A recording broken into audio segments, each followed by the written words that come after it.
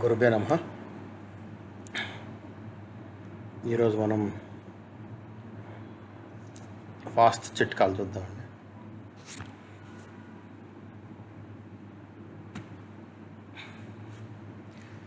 ఇంటి బయట చాలామంది నల్ల రాక్షస దిష్టి బొమ్మ లేదా నల్ల గుర్రపు గిట్టను అంటే గుర్రపు నాడాన్ని పెడతారన్నమాట. అది పెట్టుకోకూడదండి, మంచిది కాదు. తరచుగా ప్రజలు తమకు అందమైన ఇంటిని చెడు దృష్టి నుంచి తప్పించడానికి బయట రాక్షస దిష్టి బొమ్మ వేస్తారు. అనేక మంది ప్రజలు దీనికి బదులు చిరిగిన బూట్లు, పాత టైర్లు లేదా ఇతర హాస్యకరమైన వస్తువులు కూడా వేస్తారు. దీనివల్ల ఎంత దృష్టి దోషం తగ్గుతుంది అనుకుంటారు, కానీ అటువంటి వేయకూడదు. ఎందుకంటే మీకు మెయిన్ ఎంట్రన్స్ దగ్గర దిష్టి కానీ లక్ష్మీదేవి వచ్చే ఎంట్రన్స్ కాబట్టి మీకు శుభం వచ్చే చోట మీకు ఇవన్నీ వేయకూడదు అనమాట. అది చెప్పడం ఉద్దేశం ఇక్కడ. అన్ని దోషాలలో అన్నింటిలో నరదోషం చాలా పెద్దది. సో నరదోషం పోవాలంటే ఇటువంటి దిష్టి బొమ్మలు పెట్టకూడదండి.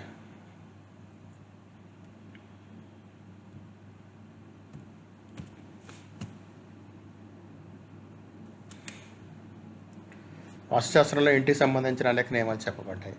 ఈ నియమాలను పాటించినప్పుడే వారికి అదృష్ట లాభం కలిగిస్తుంది. నియమాలను పాటించకపోతే దానికి విపరీతమైన ప్రభావం కూడా ఉంటుంది. అందుకే ఇంట్లో ఏ వస్తువు ఎక్కడ ఉండాలనే దానికి పూర్తిగా మార్గదర్శకాలు ఉంటాయి. ఇంటి ప్రధాన ద్వారం మరియు బయట ఉండే విషయాలను గమనించండి. వాస్తు చిట్కాలు మరియు ప్రధాన ద్వారం కోసం. ఇంట్లో ఎప్పుడు ఈ వస్తువులు తీసుకురాకూడదు. ఏదంటే వాస్తుశాస్త్రంలో ఈ విధంగా స్పష్టంగా చెప్పబడింది. ఏదైనా అశుభకరమైన, చెడు లేదా అసహ్యంగా కనిపించే వస్తువుని ఇంటి బయట ఉంచాలి. చాలామంది ప్రజలు నిర్ణయాన్ని తప్పుగా అర్థం చేసుకుని అలాంటి వస్తువులు ఇంటి బయట వేలాడదేలా అనుకుంటారు, కానీ అది తప్పు. వాస్తు ప్రకారం అలాంటి వస్తువులు ఇంట్లోకి తేయకూడదు, ఇంటి బయట కూడా వేలాడదేయకూడదు. ఇలా చేయడం వల్ల మీకు దురదృష్టం తెచ్చిపెట్టవచ్చు. గుర్రపు నాడ లేదా గుర్రపు గిట్ట. కొంతమంది ఇతరులను చూసి తమ ఇంటి బయట నల్ల గుర్రపు గిట్టను వేలాడదీస్తారు. అది చెడు అదృష్టాన్ని దురదృష్టాన్ని తెప్పిస్తుంది. వాస్తు లేదా జ్యోతిషాస్త్రం ఇటువంటి నియమం లేదు. ఎవరికైనా శనిగ్రహం కారణంగా ఇబ్బంది ఉంటే కొన్ని ఉపయోగాలు చెప్పబడ్డాయి, కానీ గుర్రపు గిట్టను ఇంటి బయట వేయడం శుభకరమైనది కాదు. అంటే మీకు వాస్తు సడసాతి ఉంటే కనుక, అంటే ఏలియన్ నడిచి ఉంటే కనుక గుర్రపు నాడ పెట్టుకోవచ్చు, కానీ ఇంటి బయట వేయకూడదు. కొంతమంది వేస్తున్నారు యాక్చువల్గా, కానీ కొన్ని నేను చూశాను. ఎస్పెషల్ యూఎస్లో కూడా ఉంటుంది, కొన్ని నెలలు వేస్తారు, కానీ అది మన పద్ధతి కాదండి. అంటే వాస్తులో లేదు అది వేరే పద్ధతి ఏమో తెలియదు, కానీ వాస్తులో అయితే లేదు అది.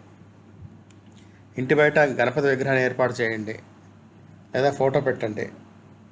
కర్పగ వినాయకుడు అని ఉంటుందన్నమాట, ఆ విగ్రహం పెట్టుకోవచ్చు. లేదా చతుర్భుజ లేదా అష్టభుజ వినాయకుడు అయినా సరే పెట్టుకోవచ్చు.